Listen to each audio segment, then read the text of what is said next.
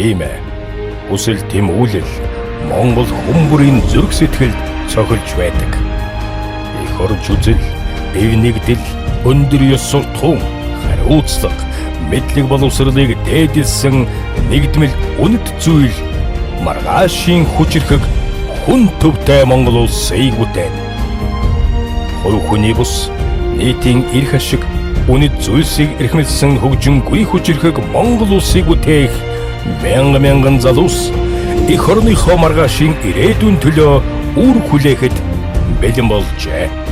Хариуцлага, боловсрол, ёс суртахуун бол бидний давуу тал. Нэгдмэл зорилго, хүчирхэг алсын хараатай нийгмийг бүтээх нь бидний хүсэл, үр хойчтой зөв хандлага, үсрэнгүй хөгжил, хүчирхэг эх орныг өвлүүлэх нь бидний зорилго. Хүчирхэг Монгол хүн хөгжингүй маргаашийн Монголыг хамтдаа бүтээцгээе. Үндэсний хөгжил Монгол хүн. Өнөөдөр хэлцүүлэг яаж нэрлэх вэ? Нэлээд бодцохоосон. Юу гэх вэ гэдэг. Тэгээ хөгжлийн гарц улс төрийн нам гияа гэсэн. Хөгжил бол энэ 3 сая монгол хүний мөрөөдөл, хүсэл мөрөөдөл нэг сайн биелэхгүй байгаа. Улс төрийн нам бол өдөр тутам сонсож байгаа. Сайн муу бүхэл мэдээлэл нь ерөөсөө улс төрийн нам байгаа. Тэгээ энэ хоёр яагаад ингэ хоорондоо салчаад байгаа юм? Бид яах ёстой юм бэ? Тэгээ бид нэг хэсэг хүмүүс нэгтчээ тэмцээд байгаа юм шиг, албан тушаал булаацалдаад байгаа юм шиг байгаад байгаа нь яг яах гэдэг юм бэ? Явж энэ дөрвөн хүүхдэд холбоотой байгаад байгаа маа. Энэ дөрвөн хүүхд чинь өөрөө бидний ирээдүйн амьдрал, үр хүүхдийн амьдрал, өнөөдрийн бидний ажил, бизнес бүгдэнд нөлөөлж байгаа маа. Тэгэхээр энэ бол бүгдэнд хамаатай, бүгдээрээ хамтдаа бодцгоё. Тэнийг бас бид нар байнга л ярьдаг слайд л да. Та бүхэн одоо гадаад яваад нэг хүнтэй уулзаад 90 он байсан бол 95 он байсан бол ядуу орноос ирсэн, хөгжиж байгаа орноос ирсэн гэд нэг тийм ич зоохон байхгүй. Гэхдээ одоо ялангуяа сураад, мэдээд, ажиллаад, туршлагатай болсон эдгээр насны хүмүүс гадаад хүнтэй уулзаад танаа улсын хөгжил хэр байна гэж байгаа бол эмзэг төрлийн асуултанд орсон. Одоо болтол хөгжиж байгаа орон дундаж орлоготой дөнгөж болж байгаа нэг тийм тогтворж байгаагүй аргаа олоогүй гэж ичхээс бид бол ичхүүс төвшөнд хүрсэн. Тийм үстэй те. Тэгээ ялангуяа 10 жилийн дараа 15 жилийн дараа энэ бах байдгаараа байж ивэл Монгол хүн гэж хэлэхээс ичмээр санагдана л да. Тийм байх гэж бодож байна. Тийм болохоор бид нар одоогийн хийгээд байгаа болгоныг хийж байгаа. Өнөөдөр уулзж байгаа юм шүү. Тэгээ хөгжлөө улс гэж байдаг. Харин улсгүй хөгжил гэж байхгүй. Тэр юу хэлэх гээд байна гэхээр хөгжил бий болохын тулд заавал улсаа засах ёстой. Улс дээр л хөгжил бий болдог болохоос хаан хамаагүй зүгээр зах хязгаарт хөгжил байна гэж байхгүй. Тэгэхээр хөгжлийн тухай яриг бол эдийн засаг, өсөлт, жижиг дунд бизнес, хөрөнгө оруулалт ярихаасаа өмнө улсыг яаж бүтээн байгуулах тухай, улс нь өөрөө улс шиг байх тухай, удирдлагатай байх тухай ярих ёстой. Тэгээ энэ бол өнөөдөр бидний сайн хийж чадахгүй байгаа зүйлийн ердөө энэ юм байна. Энийг хийчих юм бол дараагийн тэр эдийн засгийн хөгжил, хөрөнгө оруулалт, бусад тэр боловсрол юу вэ? Тэр тэнмэл хүн эсвэл улс төрийн намын хэрүүл урууд энэ бол жижигхэн асуудал шийдэгдээд явах юм байна. Тэгээ иймэрхүү үзэл санаан дээр нэгдсэн хүмүүс бол өнөөдрийн хүн нам гэдэг байгаа тэр цөмийг бүрдүүлж байгаа хүмүүс юм шүү. Бид нар бол нам ярмааргүй, зөрчил ярмааргүй, зөвхөн үзэл санаа ярмаар байна. Тэгээ бид нар бид гэж ярьдаг. Саяхан хийхин тулд нийт монголчууд нам харгалзахгүй нэгдэх ёстой. Тэгжиж улсыг хөгжүүлдэг болохоос ш нэг намын хизээч улсын хөгжлийг гомсох боломжгүй, төлөвлөх боломжгүй. За энэ би бас товчхон гүйлгээд өнгөрье. Би хэлсэн энэ бол лекц биш. Тэгэхээр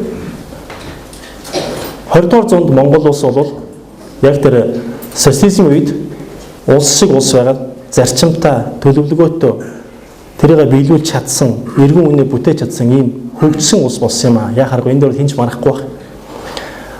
90 оноос хойш бид нар тэр хөгжлийн цаад философи зарчим байхгүйгээр 25 жил зүгээр юм урсгалаараа байдлаараа бүхнийг оролдож үзээд бүхний гадаадаас хуулаад ингэж оролдож үзсэн юм аа. Энийг бол бид нар шилжилтийн замбраагүй оролдог гэж үзэж байгаа гэж томьёолж байгаа. Монголч юу хэрэгтэй юу гэж оруулж ирдэг. Тэгсээ биш юм шиг байна боллоо гэд бүр үзээ яддаг. Гадаадын хөрөнгө оруулалт хэрэгтэй юм шиг байна.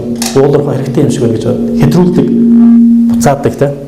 Энэ бол ямар ч төлөвлөгөөгүйгээр Монгол улс ямар байх вэ гэдэг зарчмыг нь тогтолохгүйгээр зөвхөн тэндээс хуусны гай юм аа. Энэ чигээр цааш явах боломжгүй. Тийм болохоор цаашдаа хөгжлийг харахын тулд улсыг бүтээхээс эхлэх хэрэгтэй. Улс чинь өөрөө зарчим дээр, үндэсний хүсэл дээр, үндэснийх нь өөрийнх нь гэсэн хөгжлийн төлөвлөгөө, философи, мэдлэг дээр суурилдаг юм байна. Энийг хийхгүйгээр бид нар улс төрийн нам байгуулад, бусад нэг гой юм яриад, хүн таалагдаад энэ бол хөгжлийн тухай ярих биш ээ. Монгол улсын шийдэл биш ээ. Ийм санал дээр нэгдээд бид нар 2015 он болов цаашаа энэ галтаа угаз нэг юм үндэсний эсэргэн мандлын онолтой, өөрийн гэсэн үзэл баримтлал зарчимтай зөв буруу ялгсан, бүгдээрээ тэрийг хүлээн зөвшөөрсөн, үндэсний хүсэл дээрээ нэгдсэн, энэ дээрээ суурилсан хөгжлийн төлөвлөгөө заавал байх ёстой. Энэ бол өнөөдрийн Монголын асуудлыг шийдэх үндсэн түлхүүр нь энд байгаамаа. Түүнээс биш гоё нэртэй, гоё хавцтай, өнгөтэй төлөвлөгөө гарах нь бол ердөөсөө чухал биш. Энэ бол одоо бидний нэгдсэн үзэл санаа энэ юм. Үүн дээр нэгдсэн байна. Ингэж чадах юм бол бид нар араас нь жинхэнэ нөгөө хэрэгжлгүй улсын төлөвлөгөөг боловсруулж чадна. Тэгээ хэрэгжүүлэхэд бол маш амархан болно. За хөгжлийн загварыг бид нар ингэж хардаг, энэ ордон мэтэр хардаг. Өнөөдөр бол Монгол улсын хөгжлийн загвар бол зураг нь бол ийм ордон биш. Энэ нафтаасан багнагүй одоо энэ газар хэвцэн энэ дээвэр байгаа. Одоо их доотлолт нэг суур байна. Тэр байгалийн баялаг гэдэг. Яг энэ дээр л бид нар зодтолтоод байгаа. Жишээлбэл хэвлэл мэдээлэл удирдлага, тэр агуулга, контент удирдлага байна уу байхгүй юу? Зургатаар хэрвээ арх хужиг хүн гаргаж байгаа бол энэ баг нь байхгүй гэсэн үг. Боловсролын тогтолцоонд мөн орсон уу ороогүй юу гэдгээ ялгаж чадахгүй байгаа бол энэ баг нь байхгүй гэсэн үг. Хөрөнгө оруулалт санхүүгийн тогтолцоо. Хөрөнгө оруулалт нэг оруулаад нэг гаргаад ингээд доктортой эдийн засгийн хөдөлгөөг хүч болгож чадахгүй бол байхгүй байна гэсэн үг. Bank of China-г оруулах уу болох уу гэдэг дээр шийдэл хийж чадахгүй бол энэ баг нь байхгүй гэсэн үг. Цэргийн албаны тогтолцоо. Энэ чинь зүгээр нь цэрэг биш дээ. Иргэн үнийг боловсруулах нэг шат. Энийг шийдэж чадаагүй ойлгомжгүй байх юм бол энэ баг нь байхгүй гэсэн үг. За улс төрийн яг тэр улсыг бүтээх Монгол улсыг 4 жилээр биш 40 жилээр харах төлөвлөгөө алсын хараа итгэл үнэмшил удирдагчд нь байхгүй бол тэр 5 дахь баг нь байхгүй гэсэн. Тэр ингээ яриад их юм бол энэ багнууд байхгүй бол бидэрт ямар ч хөгжил ярих боломжгүй. Хизээ чин багнгүйгээр ордон байдаггүй. Энэ багнуудыг хийя гэсэн хүсэл тэмүүлэлээр бид нар нэгдсэн юм аа. Энэ бол хөгжлийн гарц. Энэ бол хөгжлийн зураг. За тэгээд бид нар юу хийх ёстой вэ? Хүмүүс асуудаг. За ингээд гой ярьж байгаа. Яг юу хийх ёстой вэ? Бид нар 5хан зүйл хийх ёстой байна. 5хан зүйл ингээд зангидаад үсэх юм. Уг нь амархан байгаа шүү дээ. Монгол улс. Нэгдүгээр хүний нөөц мэдлэгтэй байх ёстой. За энэ бидэрт байна уу? Монголчууд бол ховорхон авьяаслаг хүсэл тэмүүлэлтэй автом захын малчнаас асуухад Обамаг шүүмжлэнтэй ийм үндэстэй ховор шүү тийм үү? Тэгэхээр энэ бол бидэнд байна. Ялангуяа өнөөдөр бол боловсролтой шинэ үеийнхэн байна. Нийгмийн сэтгэл зүй хүсэл тэмүүлэл байна. За дараа нь тэр шараар орно. Институт итгэл үнэмшил гэж байгаа. Энэ олон хүмүүс дор жаагалдаад байдаггүй. Хичнээн ардсан нийгэмд энэ эрх мэдлийн хуваарлалт, шийдвэр, бодлого бол дандаа институт буюу тийм тогтсон дэг жаягтай байгууллагуудаар ийм тогтолцоогоор дамжиж явдаг. Энийг хийхгүйгээр бид нар ямар ч ухаантан байгаад бүтэхгүй. Хэрэв ухаантан гарах юм бол худлаагаасаа тийм юу гэмдэ олныг дагуулсан боловч яг шийдгүй, гарцгүй ийм л зүйлүүд түлхдэг. Энийг бид нар заримдаа популизм гэдэг. За дараа нь энэ институт нь өөрөө энэ үндэсний хөгжлийн үзэл баримтлал онолыг тал талаас харж байгаа. Яг үндэснийхээ хүсэлдээ суурилж байгаа хийх ёстой юм аа. Өнөөдөр Монголд тийм байна уу? Яг монголчуудын хүсэл юу вэ? Баян болох юм уу? Эсвэл мундаг хүчтэй улс болох юм уу? Тэр нь тодорхойгүй байна. Тэрийг заавал хийх ёстой. Энийг хийхгүйгээр хөгжлийн төлөвлөгөө ярих юм бол, хөгжлийн хөтөлбөр ярих юм бол, жижиг дунд бизнесийн хөтөлбөр ярих юм бол бүгд бүтэхгүй цаас болно. Тэгээ энийг хийхэд бол бид нар нэгдсэн юм аа. Энийг хийх ёстой гэдгийг бид нар мэдж байгаа. За дараа нь одоо ногооноор бол үндэсний хөгжлийн цогц бодлого гэдэг. Үндэсний хөгжлийн төлөвлөгөө стратеги гэж нэрлэж болно. Үүнийг эхний 3 шат байж иж хийдэг. Харамсалтай бид нар өнөөдөр олон төлөвлөгөө гаргасан, маш олон хөтөлбөр хэрэгжиж байгаа. Тэр 2-3 дахь шат биш шар цэнхэр үүнийг алгасаад шууд хэдэн хүний цуглуулж агаад мундаг эрдэмтэн цуглуулж агаад өрөөнд оруулж агаад за гоё төлөв гаргаад ирэхэд гаргачаад байгаа юм аа. Тэгэхээр төлөвлөгөө бол төлөвлөгөөний сүнс нь цаасандаа биш яаж хийсэн тэр цаана байгаа зарчим үзэл санаандаа байгаа юм аа. Яг ингэж буруу хийсэн төлөвлөгөө бол бидний шүүмжилдэг 2008 оны үндэсний хөгжлийн цогц бодлого. Энэ бол маш гоё цаас, гоё баримтчиг гэхдээ хэн чирэггүй. Яагаад бол мөрөөдлийн чагсаалт яагаад бол цаана юуг нь эхэлж хийх юм, юуг нь дараа хийх юм, боломжтой мөн боломжгүй мөн гэдэг тооцоогүй. Яг монголчуудын хүсэл нь юу юм? Баян улс болох юм уу? Ногоон улс болох юм уу? Тэрийг нь тодорхойлоогүй. Энийг тодорхойлоогүй цагт бол ямар ч ухаантай дараа гоё юм бариад бүтэхгүй. Энийг хийхэд бол бид нар нэгдсэн юм аа. За дараагийн улаан байна те. одоо бол Монгол улсад харах юм бол улаан дээр яаж хэрэгжүүлэх үү гэдэг дээр махаа цайж байгаа. Яам дөрвөлж мөхний тайлан гаргаж байгаа, бүгд бодлого боловсруулж байгаа, хууль баталж байгаа, тайлан хэрэгжилтэн дээр нь зовж байгаа. Тэгээ энэ улаан шат бол бидний үзэж байгаагаар дэлхийн улсуудын туулсан туршлагаар бол хамгийн амархан шат. Энэ дээр зовх ёсгүй. Эхний дөрвөн шатыг сайн хийчих юм бол улаан бол маш богинохон бөгөөд харах чирэггүй тийм шат юм л да. Тэгээ бид нар буруу талаас нь буруу уучсан зүгш ингэж гүжөөд байна. Тэгээ үүнийг засахын тулд бид нар хүн нам гэдэг байгууллага нэгдээд яг энийг хийхин төлөө хамаг бодлого юу гэдэг мэдлэг боломж бүх юмаа дайшлаад явсан юм а. Тийм болохоор бид нар бусдаас ялгаатай харагдсан юм а. Түүнээс ч гой зангаа зүгээд гой ярьсандаа ердөөсөө биш юм шүү. Өнөөдөр та бүхэнд Монголын нийгмийн төсөл үзтээ. Энэ Монголын нийгэм гэдээ бодъё те. За төр засгийн байгууллагууд байна. Энэ саарл том саарл байна. Монгол төрийн бодлого байна. Ямар нэгэн бодлого байгаа сайн муу хамаагүй. За энэ бодлого руу хэн дөхдөг вэ? Улс төрийн намууд л ордог. Улс төрийн намууд ордог. Тэгээд том саарл засгийн газар хэсэгтэй засагт ажил авдаг. Тэгэхээр намуудаар л дамжиж засаг руу ордог. Өөр ямар ч боломжгүй. Тэгэхээр төсөв мөнгө нийгмийн баялаг энэ засгаар дамжиж хуваалгаж байгаа болохоор засгийн бодлого нь намуудад л ногдож байгаа болохоор намууд ийм засаг руу ордог юм гарц болчиход байгаа маа. Бусад нийгмийн институтууд одоо тэр салбарын мэргэжлийн холбоод хаа байна? Байх нь байгаа тий. Гэхдээ яг хоорондоо ямар ч холбоо сүлбэ хамааралгүй ингээд доогуур нь ингээд хэмэл дагуул шиг юм л байгаа. Хэрэгтэй үедээ дуудаж уусдаг, хэрэггүй үедээ тоодоггүй, үл ойшоодог. Энэ бол ардчилсан нийгэмд байж усгүй зүйлээ. Нээлттэй нийгэм ингэж ажилдаггүй. Зөвхөн тоталитар нийгэм л ингэж ажилдаг. Тэгээ бид нар энийг ойлгож байгаа. Энийг заавал Монголд өөрийн гэсэн нээлттэй нийгмийн ардчлалын загварыг бид өөрсдөө бүтээх ёстой. Түүнээс биш Америк ч юм уу, Швед ч юм уу, Швейцарын ч юм уу аль ч загвар Монгол таарахгүй. Зарчим нь бол таарна. За тэгэхээр энэ ямар байх ёстой вэ? Одоо шил иргэний нийгмийн байгууллагууд байдаг те. Өргөлж мөхний жагсаал гэдэг цуглаа хийдэг зөв ч юм уу, буруу ч юм уу янз янзаар буруутдаг жижиг том. Эний чинь энэ төрийн бодлого руу оруулахгүй, тэр төрийг эргэж байгаа тэр нийгмийн тэр баялаг хуваалт руу оруулахгүй, саналыг сонсохгүй болохоор эдгээр чинь юм хэрэгтэй юм шиг хэрэггүй юм шиг юм зөв дил сул юм бусад ашиглагдсан болчиход байгаа юм л да. Ямар байх ёстой вэ? Бидний үзэж байгаагаар одоо Монголын нийгэм бол нийгмийн институт бүтцэн бол бүдүүвч нь ийм байх ёстой. Төрийн бодлого бол бүгднгийн хамааралтай. Яагаад бол бүгднгийнх нь хувь заяаг шийдэж байгаа, бүгднгийнх нь халаас цалин мөнгө тэтгэр тэтгэмжийг тооцож байгаа, гаргаж байгаа, бүгднгээс нь мөнгө авдаг, бүгднтэй хамааралтай зүйл. Тэгэхээр энэ бодлого нь өөрөө хамааралтай байх ёстой. Энэ бол ардчлалын үндсэн зарчим. За нэг ийм хөгжил нэг ингэж ирдэг юм байна гэж бодъё. Түүний улс төрийн нам гэдэг ярьж байгаа зүйл маань хөгжилтэй ямар холбоотой вэ? Зараас бидний үзэж байгаагаар хэрвээ Монгол улс хөгжил хэрэгтэй юм бол улсаа бүтээн байгуулах хэрэгтэй байна. Эдийн засгаас өмнө улс шиг улс байх хэрэгтэй байна.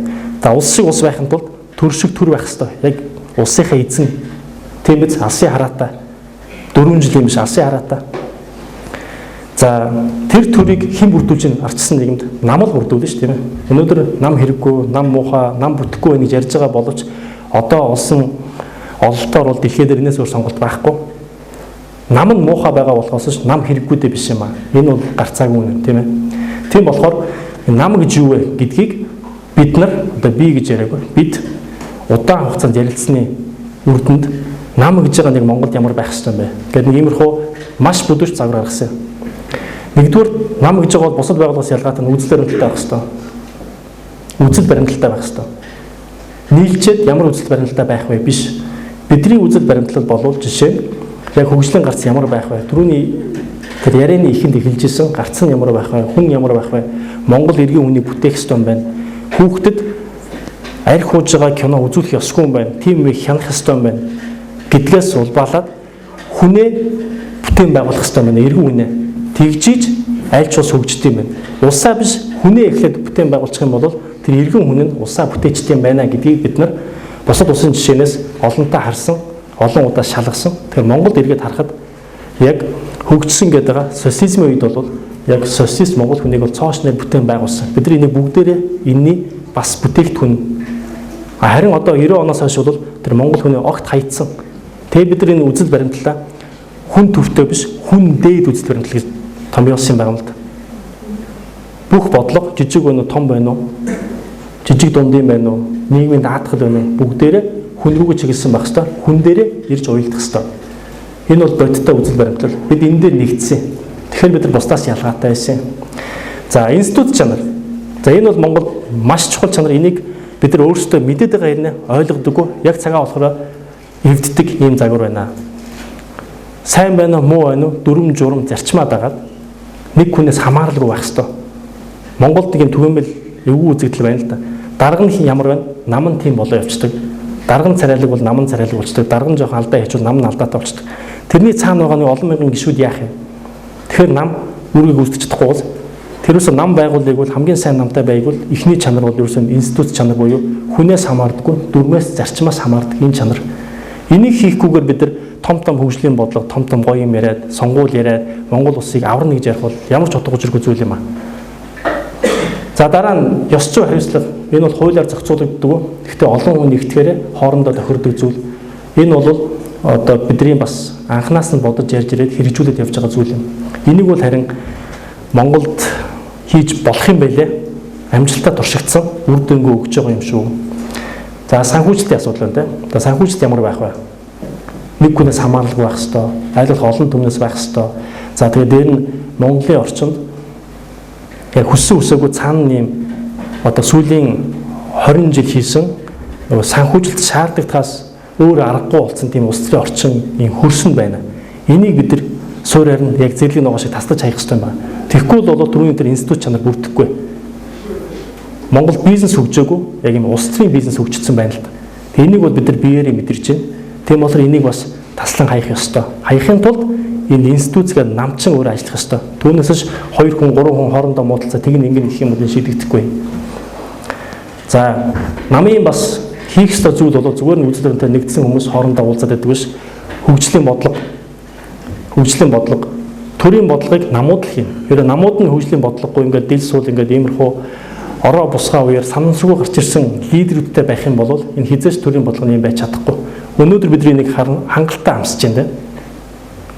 Тийм байгаа болохоор бидний бүх асуудал шийдэгдэхгүй байна. Тийм байгаа болохоор бидний жижиг асуудал тэрнээс хамаарч байгаа.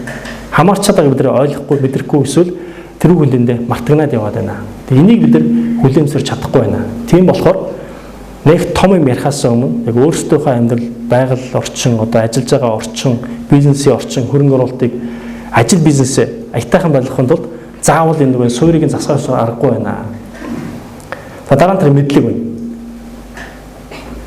Улс төрийн намд үзэл санаанд байсан ч гэсэн заавал тэр мэдлэгийг оруулж гаргадаг, тэрийг нь үр дүнг нь үздэг тийм тогтолцоо урсгал заавал байх ёстой.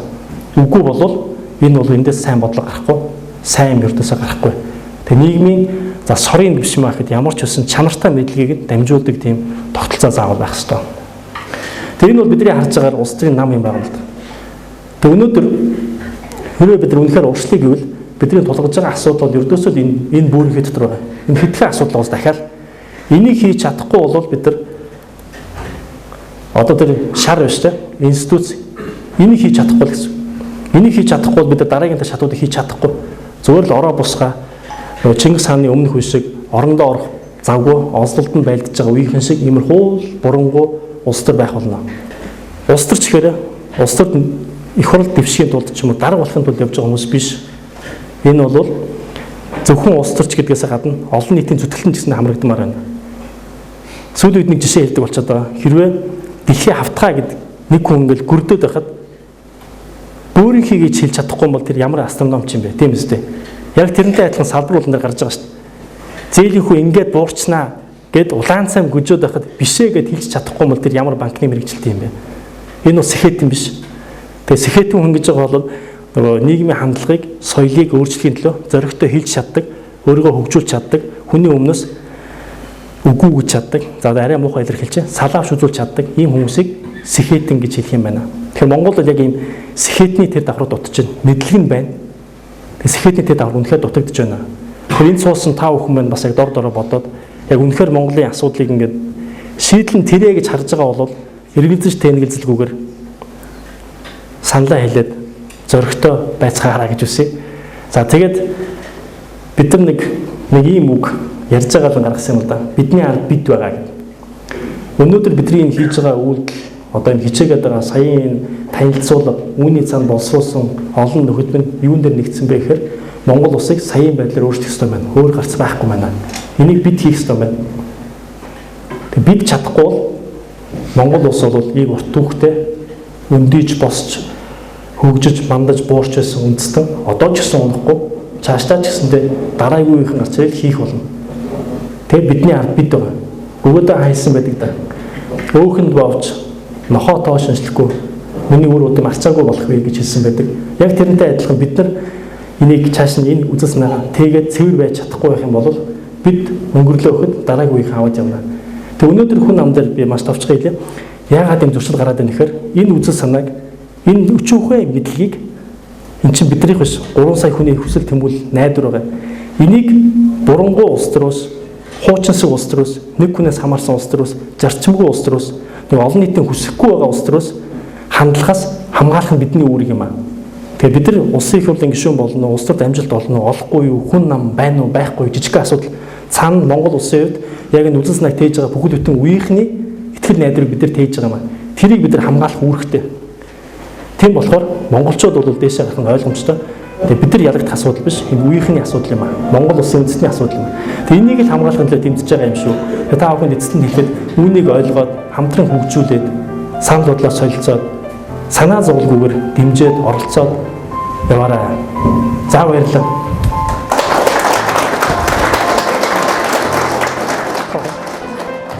Энэ одоо ингээд бас нэг асуудал үүссэн байна шүү дээ. Би одоо өөрөөр уулзаад чинээс энэ хороо байна.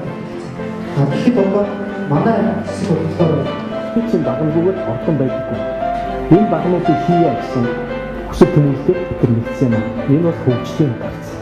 Нэгдүгээр болохоор манай багын эсвэлчлээ одоо найз чинь шүүх бас тодорхой хэмжээний шудраг шүүх байх гэж бодож байгаа юм. Айгүй амархан нэг зүйл болсон юм. Тэгээд зөвхөн хийж үзсэн. Өөр ямар ахын нэг зүйлтэй хацдаг юм хүмүүс үлдсэн гэсэн. Бид чиглэлийг харж байгаа. Эндхийн тул бид Монгол улсадсан бол ямар институт бүрдгэсэн, улсын намуудын эндхийн тул ямар зарчмаар ажиллах ёстой. Тэгээ эдгээр энэ хүслийн гарцуудаа яаж хэмжих ёстой гэдэг. Хөгжлийг бүтээхийн тулд заавал үндэсний хүсэл, тийм зөрөгтэй тэмүүлэлтэй бүх юм тооцсон байх хэрэгтэй байна л да. Эндхийн тулд яг тэрийг застдаг мэдлэг байт юм байна. Мэдлэг нь байхгүй юм аимхай байт юм байна. Яг зөвхөн 16 оны сонгуульд авчиж бид 2050 оны тухайд гэж хамаагүй холын юм байхгүй. Тэр яг өнөөдөр аваад байх хэрэгтэй байдгүй. Эсвэл ирээдүйн хойчийг хараад миний үеийн тэр одоо бид насны залуучууд энэ мандатыг өргөжлүүлээд явах ёстой байдгүй гэдэг энэ яг хонцлог ойлголтоо яг бүрэн авч сэтгэлгээний өөрчлөлт гэдэг энэ зүйлээ зүгээр олж авч чадаагүй байдаг болов гэж би боддог. Зүгээр миний хувийн бодол. Ярив шот хуугийн орчин алны татдаг. Танаа ямар бодлоо байна. Тэгэл буюу хотын захын сургуульчаа, хотын төвийн сургуульчаа, хувийн мөнгөний сургуульчаа, орон нутгийн сургууль байсан гэсэн тэр сурч байгаа хүмүүсийн боловсролын түвшин бүхэн байдаг юм байна. тэгээд юу гэдэг вэ? Өнөөдөр Америкаар их юм байна. Таван бас эдээс хэн таван. Бид тийм асуудал бүгд системийн энэ үдээс бид хамгийн одоо өгч байгаа зүүн төвийн амж амаач болохоор яг бидний үзэл бодол яриад байгаа зүүн төвийн амж Надад дараа настай нэг орон дээр яг конкретულად компьютерээр нэг юм хасаад Жишээ отогоос жоохон намайга зөвчтэй ахтаа бодоод тэг асуудал хайдаг аашгүй хин одоо сүртэй өөртөө ахтантай одоо өсвөр хийхин төлөө хийж байгаа энэ найдаа нар энэ одоо залуучуудаа дэмжиж дуу хоолойгоо нэгтгэж муу одоо хамтаж ажилласаа гэж та бүхэн хүсэнаа ураад байна. Одоо ер нь ингээд харгуухай татсан нам Монгол ардын нам айдаад ингээд ер нь одоо зүүнний хөрөлтөөр явж байгаа. Зүүнний гэдэг нь хадам гэдэг юм уу тиймээс хөлсөөр байгаа. Зүүнний төлөвлөлт тасан нь шал өөр болоод хоёрчаад байгаа юм болоод байгаа. Бүгдээр тодорхой хэмжээний засалтай байна. Тодорхой хэмжээний зүйл байна.